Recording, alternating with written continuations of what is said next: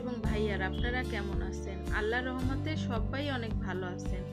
আমিও আপনাকে দোয়ায় পরিবার নিয়ে আল্লাহর রহমতে অনেক অনেক ভালো আছি।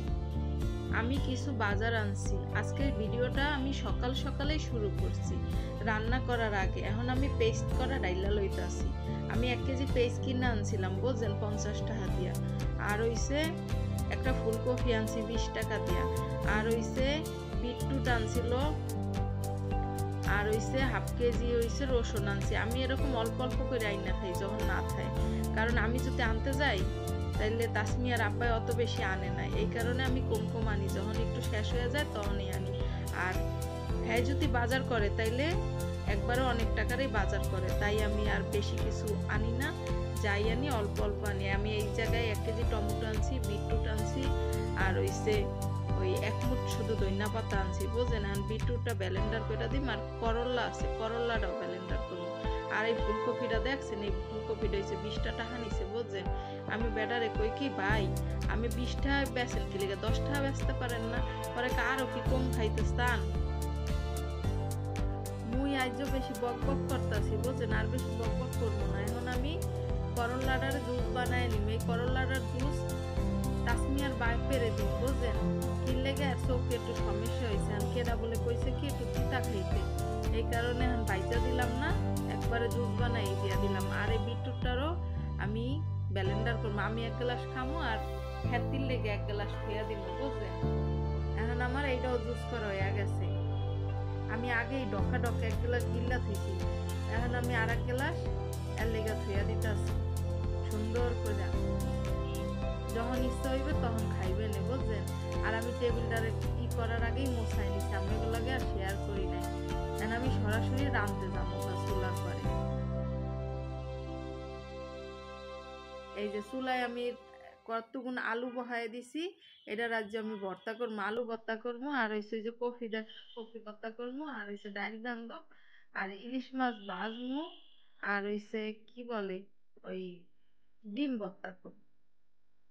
পাতার ইসতে বুঝেন, পাতা খালি গোলায় হেলে, এই সে কথা। নামবেরা যদি কথার বেশি ভুল ধরেন না, যদি ভুল হইয়া থাকে তাই আমার দৃষ্টিতে দেখেন। আমার আলুটারে সিদ্ধ করা হইয়া গেছে। এখন আমি এর মধ্যে ফুলকপি করা দিয়ে একটু ডাইকা দিব, তাইলে আমার ভালো মতো ফুলকপিটাও সিদ্ধ করা দেবো। আমি আগে দিই রে, আগে দিলে আবার নরম হয়ে যাবে ফুলকপি, তাই দেই নাই। আর আমি এখানে ডিব্বাগুলো রাইখা দিতেছি, কিন্তু ডিব্বাগুলো আমার দাঁড়ায় থাকতেছে না, বুঝলেন। এই কারণে আমি একটা কাগজ বিছাইয়া সুন্দর করে ধুইয়া দিই। এটা রান্নাগুলোকে আমি শেয়ার করি নাই, বেশি ভিডিও বেশি বড় হয়ে যায়, তো এই কারণে একটু কম কম শেয়ার করছি। আর হইছে ডাইলটারে আমি ফুলটা লইছি, দেখেন এই ডাইলটা ফুটে এই না, এমন একটা ডাইল, যেমন দেশি ডাইলে কোন জাত যেন আমি জানি না, মানে করতে করতেই হয়ে যায়, তাও ডাইলটারও বেশি ই হয় না, মানে নরম হয় না। এখন আমি ডাইলটারে বাগার দিয়ে দিছি, কত ধইনা পাতা দিয়া দিছি, আর আমার ডাইলটা হইয়া গেছে। আর এখানে কতগুলা শুকনো মরিচ হইছে বাইজা লইছি, আর এই আলাদা করে আমি পেঁয়াজ বাইজা লইতাছি। এখন এগুলারে সবগুলারে আমি ডলবো, ডললে একটু একটু করে ভর্তা বানাবো। দেখেন আমি কেমনি ভর্তা বানাই, কাঁচা তেল দিয়ে এরপর আমি ভর্তা বানাবো। সবগুলাতে আমি সরষের তেল দিব। এখন আমার ফুলকপিটা আমার ভর্তা বানানো হইয়া যাইতেছে। আমি একটু ধইনা পাতা, একটু পেঁয়াজ ভাজা, আর হইছে শুকনো মরিচ এ দিয়ে লবণ দিয়ে পরে আমি ভর্তা বানাই নিয়েছি।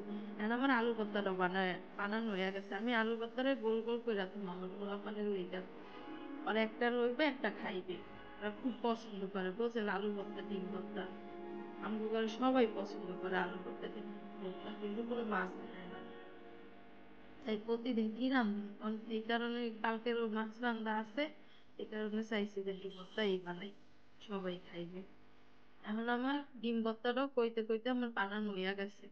এখন আমি একটু মরিচ পেস্ট ডইলা লইতাছি। এই জায়গায় হইছে কাঁচা মরিচ, এই কাঁচা পেঁয়াজ, আর হইছে শুকনা মরিচ ভাজা, আর হইছে পেঁয়াজ ভাজা নাই, আর হইছে ধইনা পাতা। এখন আমার ভর্তা বানানো হইয়া গেছে, দেখেন আমি এই ভর্তাটা এক করে থুইছি, আর ওটিরা আমি গোল গোল করে থুইছি।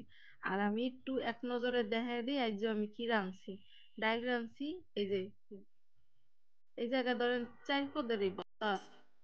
এখন আমি চুলার পাড়টারে সুন্দর করে বসাই নিই, নিজে আমি কাগজ বিছাই ডিব্বা গুলারে রাখছি। আর এই কলসটা দেখেন, এই কলসটা প্রতিদিন এক কলস করে পানি ফুটান লাগে। আমগো নিচে আবার পাং আছে বুঝেন, ডিপটু বলে যে পাং আছে না, ওই পাং আছে, ওই জায়গায় আমগো টাকা দেওয়া আছে, কাট করা আছে। যদি আমার পোলায় পানি আইনা দেয় তাইলে আমি খাই, না আইনা দিলে ফুটাই আছি বুঝছেন। এই কারণে ওই কলসটার আমি সবসময় ওই জায়গায় রাখতে দিই। এখন আমি চুলার পাড়টারে সুন্দর করে মুছাই নিতেছি, আমার রান্না বাড়া শেষ, আপায় শুধু এই কাগজ ধুইবা আর ঘর মুছবা, আর যদি ঘর না মুছে তাহলে বাথরুম ধুইবা, আর বাথরুম যদি না ধোয় তাইলে হলে ফার্নিচার মুছাইবো। এই আমি দুই কাজ করি বুঝেন। আমার টাকা বেশি অপচয় করি না বুঝছেন, নিজের কাজ নিজেরই করতে হয় সব সময়। যদি মানুষও দিয়া কাম করে তাও নিজেরটা নিজের করতে হয়, এই কারণে আমি দুই কাজ করাই আপারে দিয়া। আর এখন আমি আমার পোলার রুমটা আইয়া পড়ছি, দেখছেন কি অবস্থা কইরা থইছে রুমটারে। এখন এগুলারে আমি সব গোছাম, ওই যে দেশের থেকে কাপড় চোপড় আনছে ওগুলার সোফার মধ্যে থুইয়া দিছে। ও একটু ধরেও না গুছায়ও না, খালি ঘুমায় আর ঘোরে, আর হইছে এই কি বলে মোবাইল টেপে খালি। আর পড়ার সময় টিচার আহে যখন তখন পড়তে বহে, এত কই পড় বাবা, সামনে হইছে পরীক্ষা, তাও সে বোঝে না। বুঝছেন, সব মায়েরাই কি আমার মতো এরকম করেন কন তো দেখি? পোলাপানরে চিল্লাইতে চিল্লাইতে ধরেন মুখ ব্যথা হয়ে যায়, তাও তারা পড়তে বহে না। এরকমটা করেন আমার মতো? দেখেন না আমি বক বক করতে করতে এই ঘরটারে আমি গুছাই এলাম, এই যে এক চুটকিতে আমি ঘর গুছাই হেলাইছি। আর কাপড় গুলা যেগুলা এই গরম কাপড় গুলার আমি আলমারির মধ্যে রাইখা দিছি, আর সুন্দর করে ঘরটা ঝাড়ু বিছনাটা ঝাড়ু দিয়ে থুইছি। এখন আমি ওই বারিন্দার কাপড় গুলো ওই বারিন্দায় দিয়া দিব, কারণ সকাল হইলে আমার ওই বারিন্দায় রোদ আহে বুঝছেন, এরপর আবার দুপুর হইলে এই বারিন্দায়। আমার বাসার মধ্যে হচ্ছে 3টা বারান্দা, কিন্তু 13টা বারিন্দায় রোদ আহে, 2টা আহে সকালে আর একটা আহে বিকালে। এখন আমি ওই বারিন্দার কাপড় গুলো ওই বারিন্দায় দিয়া দিম, আর বিছনাটার আমি এক নজরে দেখাই দিই আমি বিছনাটার ঝাড়ছি। দেখেন ঝাড়লে কত সুন্দর হয়। আমার পোলাপানে বোঝে না বুঝছেন, সব বোঝে খালি মায়েরা। আর বেশি বক বক করবো না, আজকের লেগে সবার কাছ থেকে আমি বিদায় নিচ্ছি। যদি ভিডিওটা ভালো লাগে তাইলে একটা লাইক করবেন আর সাবস্ক্রাইব করবেন, আমার পাশে থাকবেন। সবার কাছ থেকে আমি আবারও বলছি বিদায় নিচ্ছি। আল্লাহ হাফেজ, আসসালামু আলাইকুম।